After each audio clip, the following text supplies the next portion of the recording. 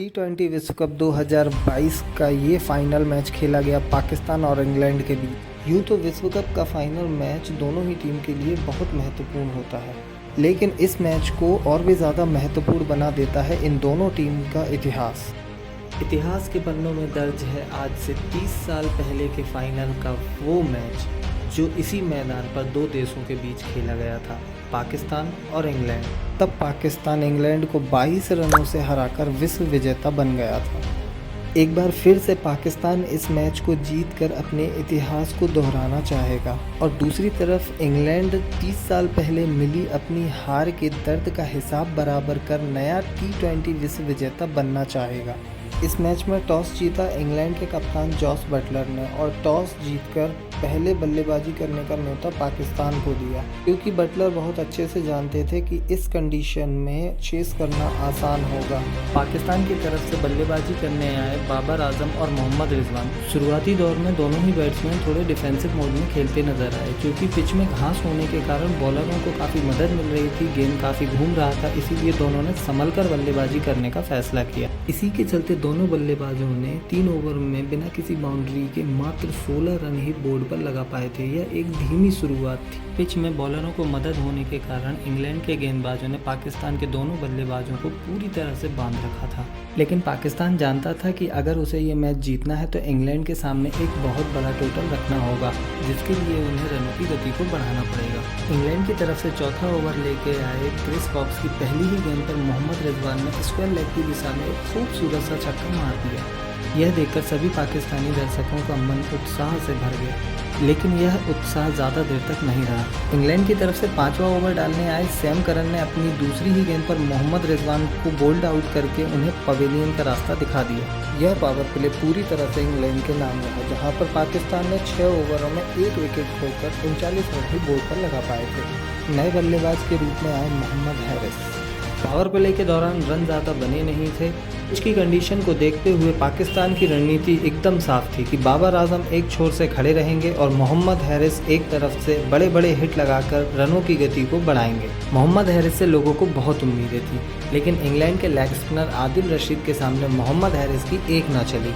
Match के 8वें over की पहली गेंद पर एक बड़ा शॉट मारने के चक्कर में बेन स्टोक्स के हाथ में कैच आउट हो गए। पिच पे नए बल्लेबाज शान मसूद का आगमन हुआ। बाबर आजम जानते थे कि सही मायने में शान मसूद और उनकी आखिरी जोड़ी है, इसीलिए शान मसूद के आते ही कप्तान बाबर आजम ने प्लान बी एक्टिव कर लिया। प्लान बी के चलते दोनों ही बल्लेबाज बड़ी समझदारी से बल्लेबाजी करते हुए एक साझेदारी को अंजाम देने लगे और वहां बटलर ये सब कुछ समझ रहे थे और बटलर इंतजार करने लगे इस पारी के आक्रामक होने का। साझेदारी को बनता देख कप्तान बटलर ने अपने पार्ट टाइमर गेंदबाज लियाम लिविंगस्टन के हाथ में गेंद सौंप दी। मौका पाते ही शान मसूद ने लियाम लिविंगस्टन की 3 गेंदों में 1 छक्का और 1 चौके की मदद से 13 रन बटोर लिए। लियाम लिविंगस्टन के इस ओवर से कुल मिलाकर 16 रन आए। वह पल भी जल्दी आ गया जब यह पारी आक्रामक रूप लेने लगी। पारी को आक्रामक होता हुआ देख कप्तान बटलर ने अपने सबसे बेहतरीन लेग स्पिनर आदिल रशीद के हाथ में गेंद दे दी। इंग्लैंड की तरफ से 12वां ओवर डालने आए आदिल रशीद ने अपनी पहली ही गेंद पर बाबर आजम को कैच एंड बोल्ड आउट कर दिया। नए बल्लेबाज के रूप में आए इफ्तिखार अहमद अगली 5 गेंदों में एक भी रन नहीं बना पाए और आदिल रशीद का यह विकेट प्लस मेडन ओवर रहा। 12 ओवरों के बाद पाकिस्तान का स्कोर 3 विकेट के नुकसान पर 84 रन। इंग्लैंड की तरफ से 13वां ओवर डालने आए बेन स्टोक्स ने अपनी दूसरी ही गेंद पर इफ्तिखार अहमद को जॉस बटलर के हाथों कैच आउट करवा दिया। 13 ओवरों के बाद पाकिस्तान का स्कोर 4 विकेट के नुकसान पर 90 रन हो गया था। बाबर आजम और इफ्तिखार अहमद के आउट होने के बाद अब ये लगने लगा था कि पाकिस्तान स्कोर बोर्ड पर इंग्लैंड के लिए एक बड़ा टोटल नहीं दे पाएगी। अब सवाल ये था कि बॉलरों को डिफेंड करने के लिए कितने रन स्कोर बोर्ड पर लगाएंगे। पाकिस्तान की तरफ से नए बल्लेबाज के रूप में आए शादाब खान और पहले से ही क्रीज पर खड़े हुए शान मसूद ने मिलकर पाकिस्तान के लिए 4 ओवरों में 36 रन जोड़े। 16.2 ओवरों में पाकिस्तान ने 4 विकेट के नुकसान पर 121 रन बना लिए थे। बचे हुए 3.4 ओवरों में पाकिस्तान को तेजी से रन बनाने की ज़रूरत थी, जो कि बहुत ही कठिन कार्य दिखाई दे रहा था। 17वां ओवर डाल रहे सैम करन की तीसरी गेंद पर शान मसूद एक बड़े शॉट मारने के चक्कर में लियाम लिविंगस्टन के हाथों में कैच देकर आउट हो गए। इसके बाद क्रिस जॉर्डन और सैम करन की घातक गेंदबाजी के सामने कोई भी पाकिस्तानी बल्लेबाज खुलकर रन नहीं मार सका और पूरी पाकिस्तान की टीम 20 ओवरों में मात्र 137 रन पर सिमट कर रह गई। पाकिस्तान की टीम और पाकिस्तानी समर्थक ये बात बहुत अच्छे से जानते थे कि 138 रनों का लक्ष्य इंग्लैंड जैसी टीम के सामने कुछ भी नहीं है, वह इसे आसानी से चेस कर लेंगे। फिर भी पाकिस्तानियों के दिलों में एक उम्मीद थी और उस उम्मीद का नाम था शाहीन अफरीदी, क्योंकि पिच की कंडीशन को देखते हुए पूरी पाकिस्तान टीम में एकमात्र शाहीन अफरीदी ही ऐसे खिलाड़ी थे जो इस पल से मैच का रुख पलट सकते थे। वहीं दूसरी ओर इंग्लैंड को नया T20 विश्व विजेता बनने के लिए मात्र 138 रन जैसे छोटे लक्ष्य का पीछा करना था।